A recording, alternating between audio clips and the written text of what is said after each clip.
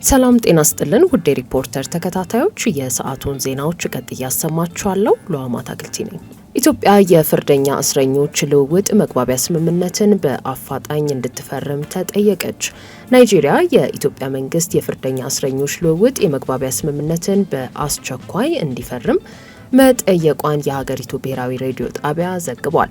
የናይጄሪያ የውጭ ጉዳይ ሚኒስትር ዴኤታ ቢያንካ ኦጁኩ በአቡጃ ከኢትዮጵያ አምባሳደር ለገሰ ገረመው ጋር ሰሞኑን በተወያዩበት ወቅት ዲፕሎማቲክ ፓስፖርት ያላቸውን ጨምሮ በአዲስ አበባ እስር ቤቶች የሚገኙ ናይጄሪያውያን አያያዝ ሁኔታ መንግስታቸውን እንዳሳዘነ መናገራቸውን ዘገባው አመልክቷል። የኢትዮጵያ መንግስት የመግባቢያ ስምምነት ሰነዱን ለመፈረም ቸልተኝነት አሳይቷል ሲሉም ሚኒስትር ዴኤታዋ ተችተዋል ተብሏል። በቅርቡ አንድ ናይጄሪያዊ እስረኛ በአዲስ አበባ ቃሊቲ እስር ቤት ውስጥ ህይወቱ ማለፉን ለአምባሳደር ለገሰ ገረመው የጠቀሱት ሚኒስትር ዴኤታዋ የናይጄሪያ ዜጋ በኢትዮጵያ እስር ቤት ውስጥ ህይወቱ አለፈ የሚል ተጨማሪ ዜና መስማት አንፈልግም ማለታቸውም ተዘግቧል።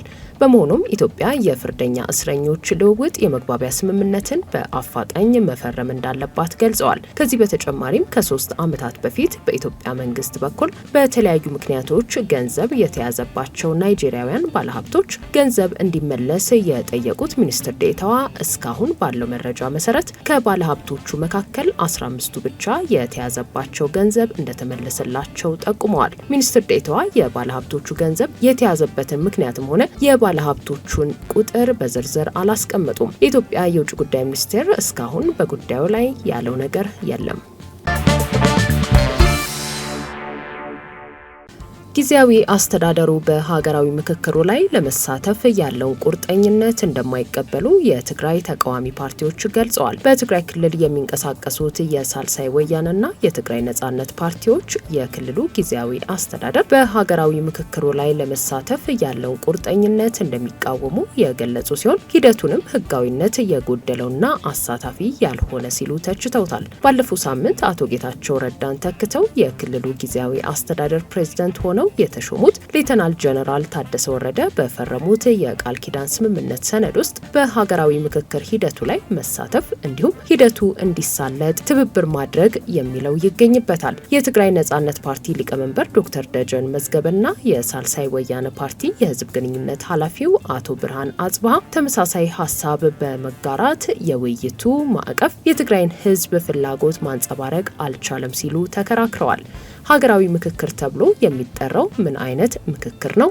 ዋና ዋና ባለድርሻዎችን ያገለለ ነው? ኮሚሽኑ ራሱ የተቋቋመው የጦርነቱ አካል በሆነው መንግስት ነው። የጦርነት ተሳታፊ የሆነ አካል ገለልተኛ ውይይት ማካሄድ አይችልም፣ ተቃርኖ ይፈጥራል ሲሉ ተችተዋል። ምክክሩ በመንግስት የተዘጋጀ ቲያትር ነው በማለት የወቀሱት የፓርቲዎቹ አመራሮች ኮሚሽኑ ከመቋቋሙ በፊት ማን መከረ? አባላቱን የመረጠው ማን ነው? ይህ መንግስት ስልጣኑን ህጋዊ የሚያደርግበት ሌላ መንገድ እንጂ ችግሮችን ለመፍታት ያለመ አይደለም በማለትም ተናግረዋል። ምክክሩ ለትግራይ እምብዛም ለውጥ ያመጣል የሚል ተስፋ እንደሌላቸውም አክለው ገልጸዋል። በኦሮሚያ ክልል ሰሜን ሸዋ ዞን ደራ ወረዳ የታጠቁ ኃይሎች ስጋት ወደማይሆኑበት ደረጃ ደርሰዋል ሲል የመከላከያ ሰራዊት አስታውቋል። ወረዳው ተደጋጋሚ የንጹሃን ጥቃት እንደሚፈጸምበት ይገለጻል። የመንግስት ኃይሎችና የታጠቁ ቡድኖች የሚያደርጉት ውጊያ ከፍተኛ መሆኑ የሚነገርለትና ተደጋጋሚ የንጹሃን ጥቃትና ሞት የሚሰማበት የኦሮሚያ ክልል ሰሜን ሸዋ ዞን ደራ ወረዳ ታጣቂዎች ስጋት መሆናቸው አብቅቶለታል ተብሏል። የመከላከያ ሰራዊት ትላንት ሚያዝያ 13 ቀን 2017 ዓ.ም በኦሮሚያ ክልል ሰሜን ሸዋ ዞን ደራ ወረዳ የሰራዊቱ አዛዦች ከሀገር ሽማግሌዎች ከሃይማኖት አባቶችና ከአካባቢው ማህበረሰብ ጋር ውይይት አካሂደዋል። ውይይቱም በወረዳው የተገኘውን ሰላም በዘላቂነት እናረጋግጥ የሚል ምክረ ሀሳብ የያዘ መሆኑን የሰራዊቱ መረጃ አመላክቷል። ውይይቱን የመሩት የ6ኛ እዝ ዋና አዛዥ ሜጀር ጀነራል ብርሃኑ ጥላሁን በወረዳው የሚንቀሳቀሱ የጥፋት ኃይሎች በሰራዊቱና በህብረተሰቡ ብርቱ ክንድ ተመተው ስጋት ወደማይሆኑበት ደረጃ ደርሰዋል ሲሉ ተናግረዋል። የኢትዮጵያ ሰብአዊ መብቶች ኮሚሽን ሪፖርትን ጨምሮ ከዚህ ቀደም የሚወጡ መረጃዎች በወረዳው መንግስት ሸኔ ብሎ የሚጠራው እንዲሁም ራሱን የኦሮሞ ነጻነት ሰራዊት ብሎ የሚጠራው ታጣቂ ቡድን እንዲሁም የአማራ ፋኖ ሲሉ ራሳቸውን የሚጠሩ ኃይሎች የመንግስት የጸጥታ ኃይሎች የሚያደርጉት እንቅስቃሴም ለነዋሪዎች ስጋት መሆኑን ያመለክታሉ። የመከላከያ ሰራዊቱ የ6ኛ እዝ ዋና አዛዥ ሜጀር ጀነራል ብርሃኑ ጥላሁን እንዳሉት ሰራዊቱ ግዳጅ እየተወጣና የህይወት መስዋዕትነት እየከፈለ የሚገኘው ሀገራዊ ሰላምን ለማረጋገጥና ህዝብም የተሟላ ሰላም አግኝቶ ፊቱን ወደ ልማት እንዲያዞር ለማስቻል ነው። የደራ ህዝብ የመቻቻልና የመከባበር እሴቱን አዳብሮ በአብሮነትና በፍቅር የኖረ መልካም ህዝብ ነው ያሉት ሜጀር ጀነራል ብርሃኑ ጥላሁን ይህንኑ ለዘመናት የዘለቀውን መልካም እሴትና አብሮነት ለማፍረስ የሚጥሩ የጥፋት ኃይሎች ሲሉ የጠሯቸውን አካላት ከሰራዊቱ ጋር በመሆን መታገል ለህዝቡ ይጠቅማል፣ ከህዝቡም ይጠበቃል በማለት አሳስበዋል።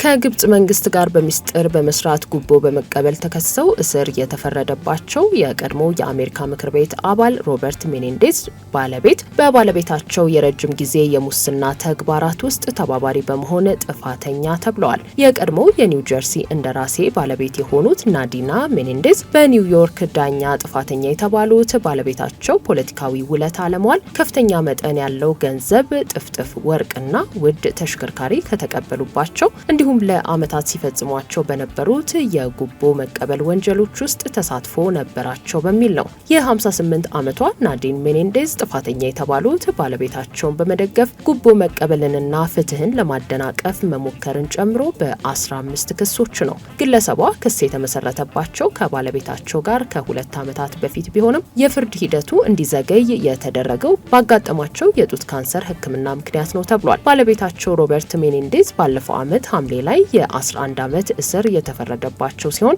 ፍርድ ቤቱ የቅጣት ውሳኔ ለማሳለፍ ለሰኔ ወር ቀጠሮ ይዟል። በኒውዮርክ የሚገኘው የአሜሪካ አቃቢ ሕግ ባወጣው መግለጫ ባልና ሚስቱ ስልጣንን ለብልሹ ጥቅም በማዋል ተሳታፊ በመሆን የወንጀል አጋሮች ናቸው ብሏል። ጨምሮም የፍርድ ቤቱ ውሳኔ የመንግስት ባለስልጣናት የተሰጣቸውን ስልጣን ለሽያጭ ማቅረብ እንደማይችሉ ግልጽ መልእክት ያስተላለፈ ነው ሲል ግለሰቦቹ ስልጣንን ያለ አግባብ መጠቀማቸውን አመልክቷል። የምክር ቤት አባሉ ሜኔንዴዝ እና ባለቤታቸው በአሜሪካ ምክር ቤት ውስጥ ባላቸው ሚና የመንግስትን ስልጣን በመጠቀም በሚስጥር የግብጽ መንግስት ጥቅም በሚያስጠብቅ ሰፊ ተግባር ውስጥ በመሳተፍ መከሰሳቸውን አቃቢ ሕግ አስታውቋል ሲል ቢቢሲ ዘግቧል።